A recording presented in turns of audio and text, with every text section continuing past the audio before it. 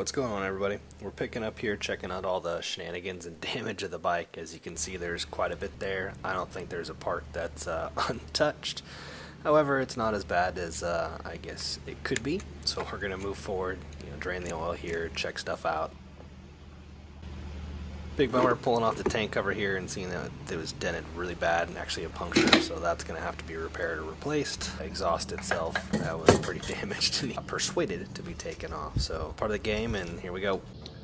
Alright, as we're picking up, we've got a couple of large electronics taken off here. The ECU has already been pulled out. So we're going to take off the rest of the wiring harness. After some further review, unfortunately, as you see here, some of the insulation has been disturbed in the main wiring harness. So we're going to take a look at everything, pull it all the way off, and get ourselves down just to the airbox and injectors. So we'll take a look, see what we got going from there, and assess as needed. Removing the airbox and all the wiring for it was kind of a bear. As you can see, there's a lot of stuff that's got to come off. All that wiring and the harness sits pretty much right on top of the airbox where the battery tray is. So you got to pull everything off so we can drape some of the stuff off to the side. In this case, we've got the motor up on a stand, so we can just do everything and pull it all off. We got to take a look at the wiring harness anyway, so no big deal. We've got the throttle bodies here that we're going to take off. Pretty cool how those stacks vary in length depending upon throttle, so they do move, which was kind of neat to take a look at. Unfortunately, the camera died at the very last minute there, so that's why I don't get the whole thing pulling off all the way down to the heads, but we're pulling off the thermostat housing. We've got an aftermarket one that's kind of routed a little weird, but it comes off without too much of a headache.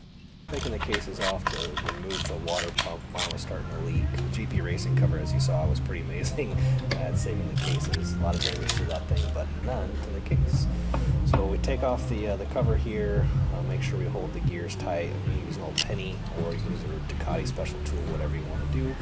Remove the water pump gear, all the associated bolts, and then we're going to insert a couple of other bolts. Press equally on the case behind it so it just pulls that water pump right out nice and squarely. As you can see, there's a bunch of crap in the bottom there, and that's probably the remnants from where it was leaking, so we're going to replace that. Unfortunately, it's a sealed unit, so that means the whole thing has to be done.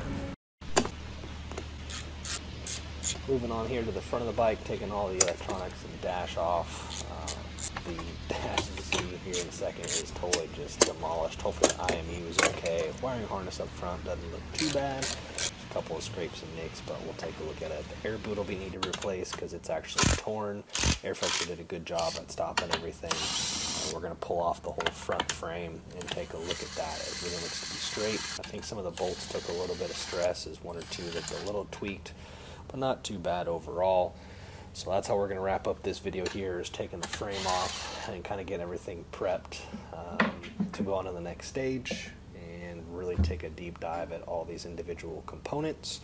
So stay tuned for the next video. We're going to be moving the rear swing arm and checking that out and moving the eccentric out of the swing arm. So here we are, front frame's coming off, full motor is going to be exposed here, and that's where we are at this point. So stay tuned for the next one, and let's see what we get for the next steps.